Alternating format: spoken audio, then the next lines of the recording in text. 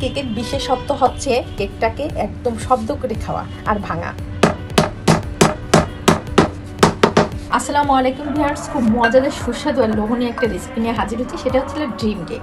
আর dream কেকটা কত সহজেই বানানো যায় সেটা আমি দেখে দিচ্ছি। অনেকে ভাবে কি যে ড্রিম কেক বানানো অনেক কষ্ট, অনেক খাটনির ব্যাপার, আসলেই না। তাই আমি পৃথিবীর যত সহজ সেই সহজভাবে আজকে ড্রিম কেকটা বানিয়ে নিচ্ছি। আমি একটা বলের মধ্যে 3টে ডিম নিয়েছি। এখন তিনটেকে আমি ইলেকট্রিক বেটার দিয়ে বিট করে নিচ্ছি। এখন আমি এই ডিমের ভিতরে হাফ কাপ পরিমাণে চিনি দিয়ে দিচ্ছি।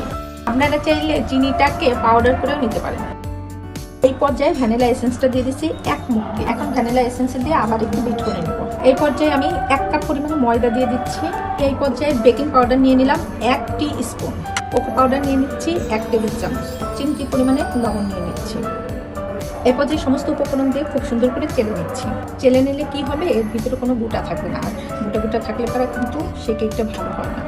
সমস্ত উপকরণ দিয়ে খুব সুন্দর করে মেখে নিচ্ছি। আর মাখাটা খুবই আলতো করে মেখে নিতে হবে, যাতে করে ফোমটা একদম পানির মধ্যে লিকুইড না হয়ে যায়। এটা দেখেন আমার সম্পূর্ণ মিক্সড করা হয়ে গিয়েছে। এখন আমি মোল্ডে ঢেলে নিচ্ছি। মোল্ডটা আমি আগে থেকেই তেল দিয়ে ব্রাশ করে নিয়েছি, মাঝখানে একটা কাগজ কেটে দিয়েছি।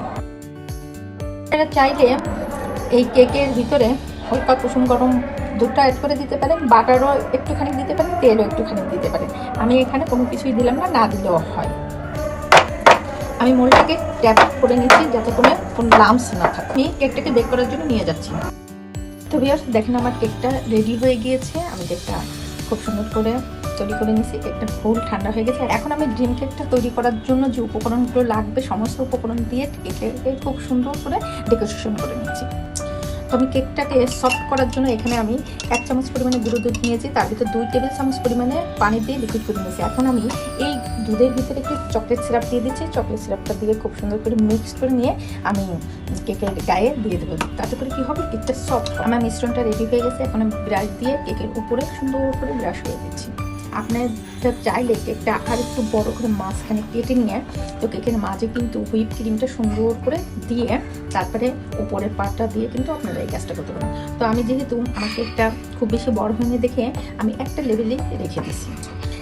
আমি ক্রিমটাকে দেখেন তৈরি করে নিছি। আমি ক্রিমটা তৈরি করার আগে এর ভিতরে গুঁড়ো দুধ নিয়েছি আর হচ্ছিল পাউডার সুগার দিয়েছি। আপনারা চাইলে ড্যানিশটাও দিতে পারেন, কোনো সমস্যা নেই। এখন আমি কেকের ভিতরে ক্রিমটাকে দিয়ে দিচ্ছি। সুন্দর করে কেকের চারপাশ দিয়ে খুব সুন্দর করে আলতো হাতে দিয়ে দিতে হবে।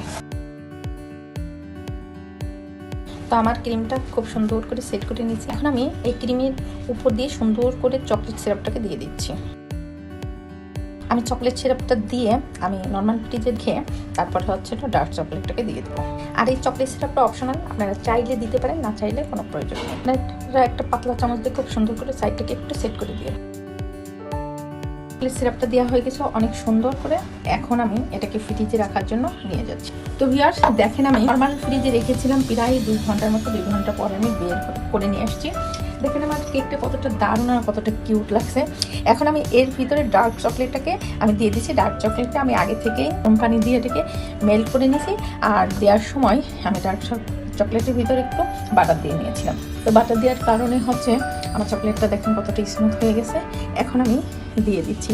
আর এই গরম অবস্থায় কিন্তু দিতে হবে, তা নাহলে পরে কিন্তু চকলেটটা আবার কিন্তু শক্ত হয়ে যাবে। তো এই চকলেটটা দেওয়ার সাথে সাথে কিন্তু চারিদিকে ছড়িয়ে দিতে হবে, তা নাহলে পরে কী হবে, চকলেটটা ঠান্ডা হয়ে যাবে আর ছড়ানো যাবে না কিন্তু।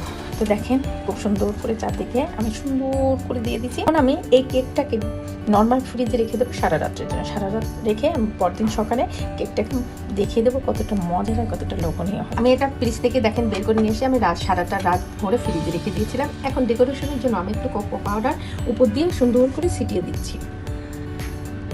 দেখতে দেখেন খুবই নাইস লাগছে। আর এই ড্রিম কেক বানানো কিন্তু পৃথিবীর সব থেকে ইজি, কিন্তু বানানোর আগে মনে হয় না জানি কি যেন একটা। আসলেই কোনো কিছু না, বেশি দেওয়ার কোনো প্রয়োজন নেই, অল্প কিছু কোকো পাউডার দিলেই এনাফ। এই কেকের বিশেষত্ব হচ্ছে কেকটাকে একদম শব্দ করে খাওয়া আর ভাঙা।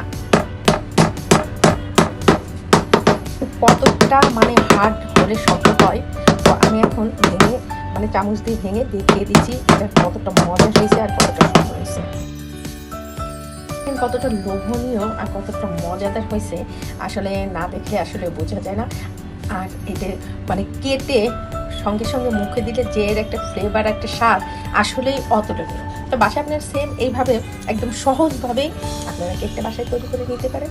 খুবই সহজ, যা আসলে ভাষায় প্রকাশ করার কোনো কিছুই নেই। তো এই পর্যন্ত আপনারা সবাই ভালো থাকবেন, সুস্থ থাকবেন। নতুন কোনো রেসিপি নিয়ে আবার সামনে হাজির হব। কিন্তু সবাই ভালো থাকবেন, সুস্থ থাকবেন। নেক্সট কোনো ভিডিও নিয়ে আবার সামনে হাজির হব। আল্লাহ হাফেজ।